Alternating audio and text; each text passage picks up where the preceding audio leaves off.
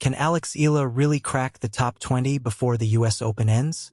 She just fell one spot in the rankings after a week where she didn't even lose a match. Sit with that for a second, because if you don't understand how that happened, you don't understand what's actually about to happen to Alex Eala over the next 6 weeks. And once you do understand it, you'll see why this summer might be the most important stretch of her entire career.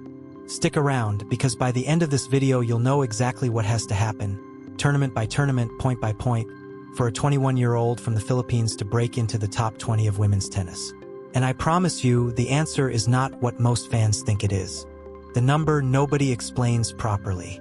As of the most recent WTA update, Alex Eala sits at world number 29 with 1,666 ranking points. Her career high is number 28, a mark she reached just last week.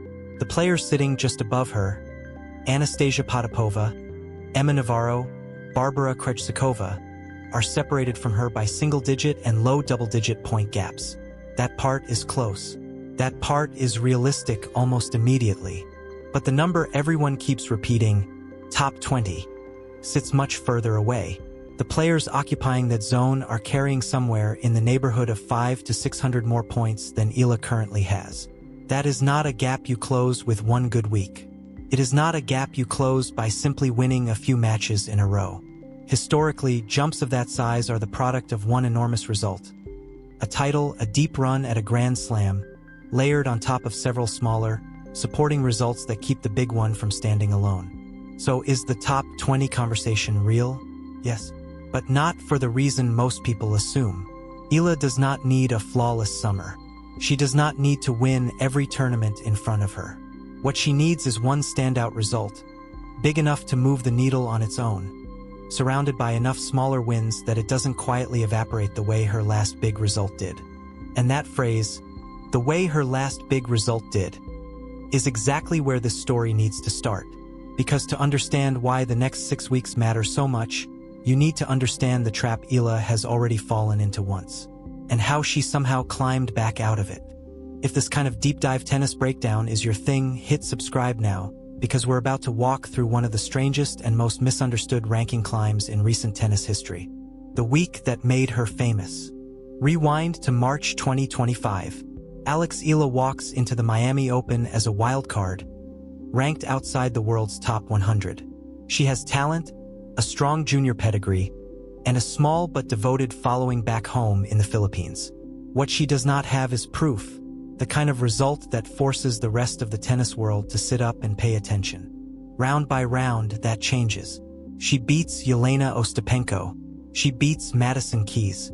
And then, on an outside court that suddenly feels like the center of the sporting universe, she faces Iga Swiatek, at the time one of the most dominant players on the planet. Eala wins. That result alone rewired how people talked about her. She wasn't just a promising junior anymore. She was a WTA 1000 semifinalist who had removed a genuine superstar from the draw. Filipino tennis fans saw history happening in real time. Casual fans everywhere else saw a teenager taking the ball early, redirecting pace, and refusing to back down against players who were supposed to control every rally. Miami gave her recognition. It gave her ranking points. It gave her belief. But it also planted a problem that wouldn't detonate for another full year. Here's the part casual fans almost never think about. Ranking points don't last forever. The WTA counts results across a rolling 52-week window. It does not care how emotional the celebration was, how many replays went viral, or how many headlines were written. When a tournament comes back around the following year, the old points from that event vanish from your total, whether you've replaced them or not. That is the hidden cost of every great breakthrough in tennis. It lifts you fast. Then, exactly 1 year later, it quietly asks you to prove it wasn't a fluke. The fall nobody could explain. Eala kept building through the rest of 2025. A final in Eastbourne, a WTA 125 title in Guadalajara, a season that ended with her sitting around the top 50, a genuine career-best level for a player who'd started the year as an unranked outsider. Then 2026 began, and the pressure started to build. By March, she was hovering around world number 32. At Indian Wells, she reached the fourth round and climbed to a new career high of number 29. Everything pointed upward. Then Miami came back around on the calendar. Eala reached the 4th round, genuinely a strong week, one that most players on tour would happily sign up for. And the very next ranking update, she didn't rise. She fell 16 places all the way down to world number 45. Picture being a casual fan seeing that headline. A player reaches the 4th round of a massive tournament and drops 16 spots? It looks broken. It looks like a system playing tricks. But it isn't. It's the system revealing something true.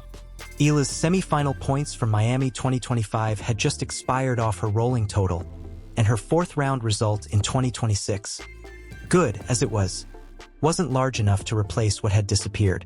She had moved forward on the court. She had moved backward on the page. That single moment tells you almost everything about why chasing the top 20 is so much harder than it looks from the outside. Rankings don't just measure what you're doing right now. They measure what you're about to lose. And in the months that followed on clay, Eala ran straight into that same wall. She played tough matches against ranked opponents. She showed flashes of real quality. But none of it was the kind of result that repairs a ranking damaged by an expiring peak. By the end of the clay season, the top 20 looked like a fantasy. And that's exactly the moment where this story could have quietly ended. Didn't, because 5 weeks on grass were about to change everything. And I promise what happens next is worth staying for. 5 weeks that rewrote the story. It started in Birmingham. Rain disrupted the schedule all week, forcing matches to be rearranged on short notice. The kind of chaos that tests a player's patience as much as her forehand. Eala handled it. She fought her way to the final and beat her own doubles partner, Nikola Bartankova, in a 3-set battle to claim her 2nd career WTA 125 title. It was a trophy and it mattered for the points. But more than that, it proved she could close out a messy, high-pressure week without cracking. Then came Berlin, a much bigger stage. In the 2nd round, she faced world number 2 Elena Rybakina, one of the most dangerous servers in the sport, a former Wimbledon champion, and a player who had beaten Eala just weeks earlier on clay in Rome. Rybakina raced to an early lead. Eala clawed her way back, leveled the set, and closed it out 7-5, 6-4. It was one of the biggest wins of her career. She wasn't finished. In the very next round, she beat former world number 3 Alina Svitolina 6-3, 6-4 to reach her first ever WTA 500 semifinal, 2 top 10 scalps in back-to-back matches.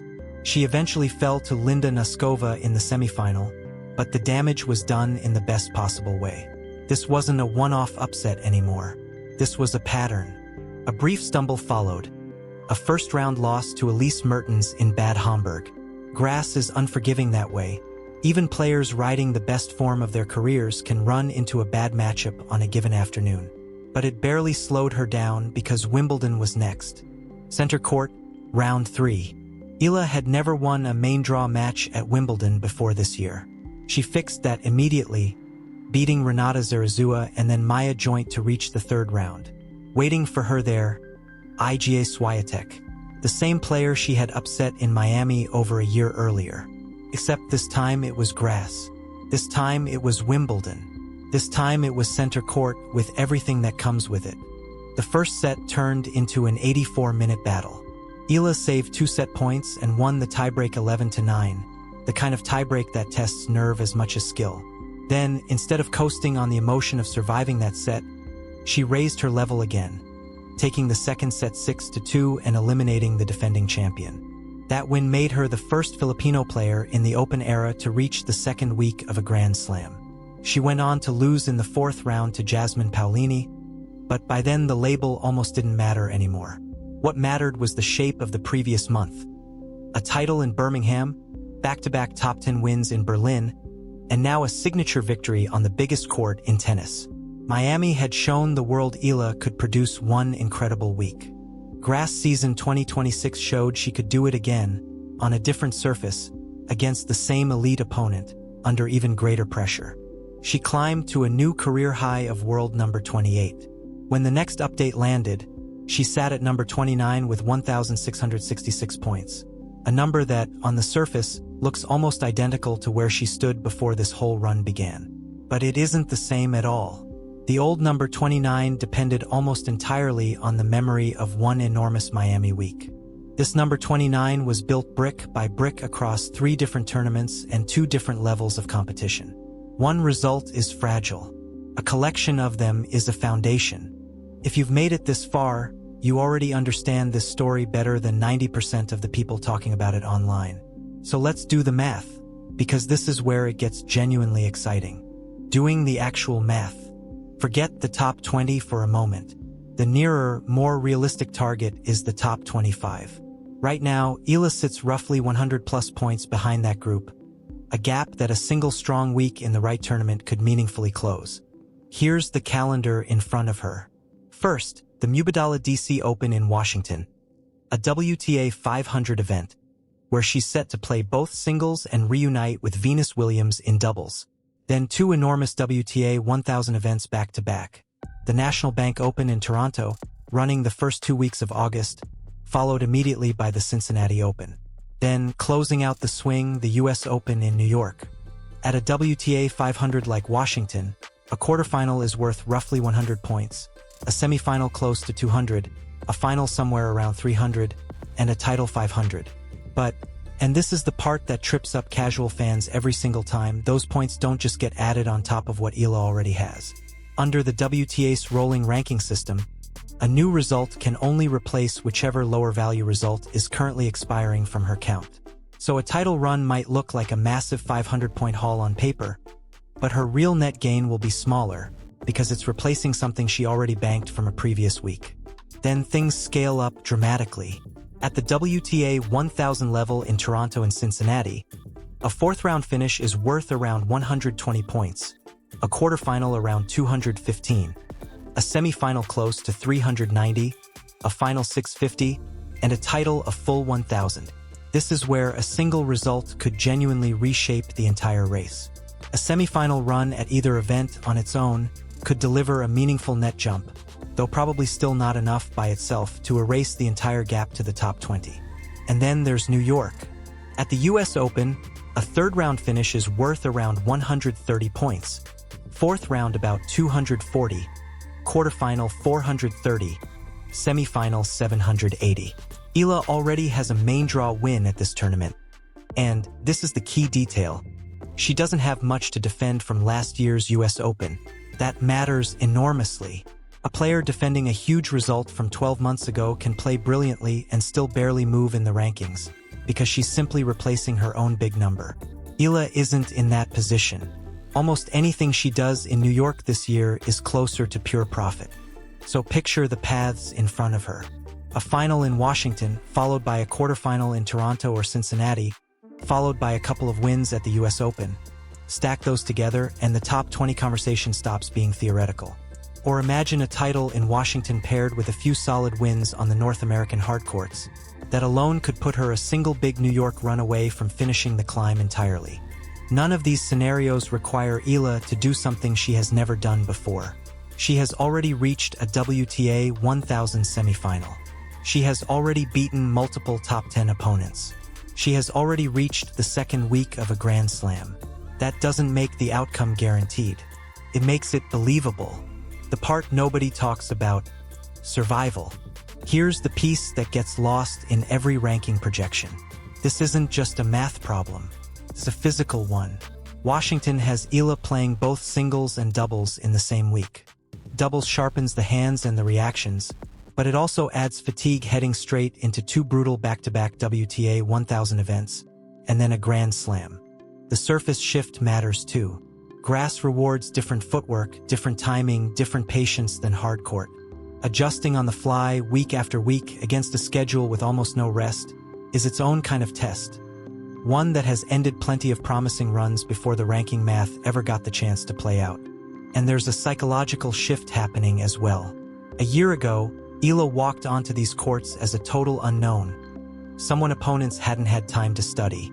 That's no longer true. Coaches around the tour have now seen the tape from Miami, from Berlin, from Wimbledon. They know she likes to take time away from her opponent early in the point. They know she can redirect pace better than most players her age. They know she doesn't rattle against big names. The element of surprise, one of her biggest early weapons, is gone. What replaces it has to be adaptation. Can she hold up under aggressive returners who are specifically prepared for her patterns? Can she find answers when opponents refuse to give her the pace she thrives on redirecting? That question, more than any single number on a ranking sheet, is what the next 6 weeks will actually answer. 3 ways this story could end. Picture 3 different versions of the next 6 weeks. In the first, the steady version, Eala reaches the quarterfinals in Washington, picks up a handful of wins across Toronto and Cincinnati, and gets to the 3rd round of the US Open. It might not be enough to crack the top 20 by September, but it would lock in a stronger top 25 position, better seeding, softer early round draws, and a real platform heading into the fall. In the second, the breakthrough version, she reaches a final in Washington or a semifinal at one of the Masters-level events, then backs it up with several more wins. That combination could put her close enough to the top 20 line that the US Open alone decides the outcome. In the third, the version very few people are prepared for, she wins Washington outright or produces another deep WTA 1000 run, then reaches the quarterfinals in New York. If that happens, the top 20 stops being a projection and becomes a real, current ranking outcome. The exact position still shaped by what everyone else around her does, but the ceiling suddenly within reach. Why this time feels different. The 634-point style gap that separates Eala from the top 20 right now is real. It's not an illusion, and it's not going to close itself. But that number only tells you where she's standing today. It doesn't tell you how much opportunity is packed into the next 4 tournaments. It doesn't tell you how little she personally has to defend compared to the players she's chasing. And it doesn't capture the single biggest difference between this version of Alex Eala and the one who first touched world number 29 back in March. The old number 29 was built on the memory of one incredible week in Miami. Fragile, top-heavy. Always one bad draw away from collapsing the way it eventually did. This number 29 was built across 3 tournaments, 2 surfaces, and wins over 4 different top 10 players in the space of a single month. One great result can be explained away as an upset. Pattern like that can't be. Breaking into the top 20 would change more than the number next to her name. It would mean better seeding at every major event going forward. It would mean fewer early round nightmares against top players.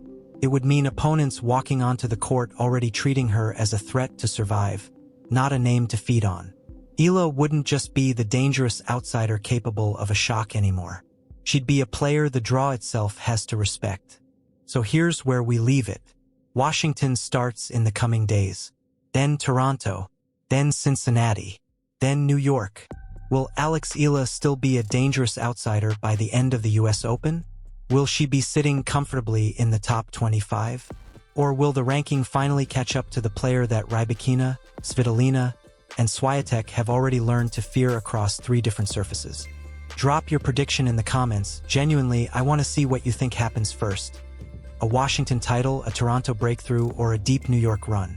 And if you want to follow every single ranking update as this plays out in real time, make sure you're subscribed, because the next few weeks might not just move Alex Eala a few spots up the list. They might change the entire level the tennis world expects her to live at.